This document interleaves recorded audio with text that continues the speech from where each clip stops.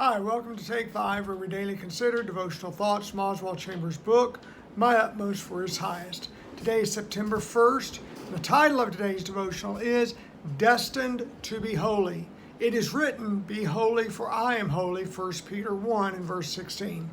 Chambers begins with, we must continually remind ourselves of the purpose of life. We are not destined to happiness nor to health, but to holiness.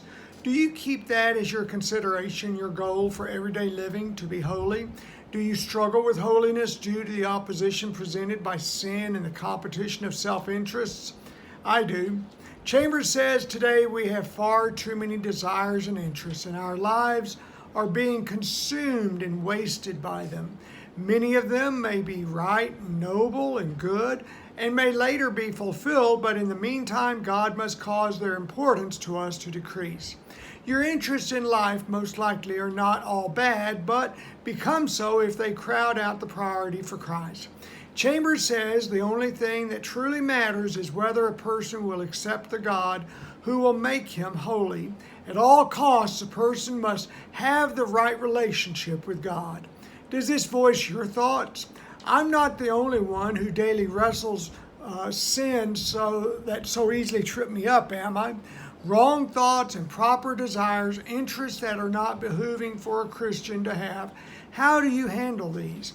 Try to ignore them, or try to ignore the guilt they cause, or do you regard sin as inconsequential? Then again, you could be one who worries constantly over it. OC asks, do I believe I need to be holy? Do I believe that God can come into me and make me holy? I wonder if many believe this, or that earthly holiness is an unattainable goal. Chambers shares, if through your preaching you convince me that I am unholy, then I resent your preaching, which accounts for why there is so little preaching on sin these days. The fear of making anyone feel guilty, which may cause them to stay away from church or not contribute. The preaching of the gospel awakens an intense resentment because it is designed to reveal my unholiness, but it also awakens an intense yearning and desire within me. There is a sense of guilt produced as well as a desire for the solution. This is seen in response to the first sermon, How Can We Be Saved? Chambers emphatically states, God has only one intended destiny for mankind, holiness. His only goal is to produce saints. Weigh Dr. C's next statement. God is not some God is not some eternal blessing machine for people to use, and He did not come to save us out of pity. He came to save us because He created us to be holy. God is not some sugar daddy who wants us prosperous and happy, nor is salvation an act on His part out of feeling sorry for us because we made some bad decisions. God's design for us has always been holiness.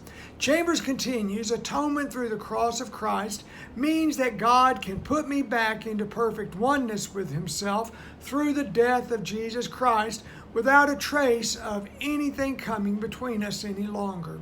Paul told the Corinthians that Jesus became sin for us that we might become the righteousness of God. Righteousness is not achieved on one's own. You genuinely haven't even any interest to do so. The life of holiness requires the yielding of self to the Spirit of God so that He might achieve it within us. Chambers warns, never tolerate, because of sympathy for yourself or for others, any practice that is not in keeping with a holy God. I struggle with this, not tolerating sin in me or others. God never gives us permission to sin. OC says holiness means absolute purity of your walk before God. The words coming from your mouth and every thought in your mind, placing every detail of your life under the scrutiny of God Himself. Sin can be found in our thoughts, word, and deeds, each area requiring to be purged. Holiness is not simply what God gives me, but what God has given me that is being exhibited in my life. Christ's blood makes us holy, but He also wants us to behave in a holy manner. How forgiving of yourself are you regarding sin? Do you treat sin flippantly as a matter against which you don't put up much of a fight? Do you believe that God intends for us to live holy here on earth? Consider this: the freedom to sin that you allow yourself may exceed His intentions for you. Use caution when giving yourself the liberty to sin. And now may God's grace and peace be ours as we seek to live our utmost for His highest. Thanks for being here today. We'll see you tomorrow. Have a great day.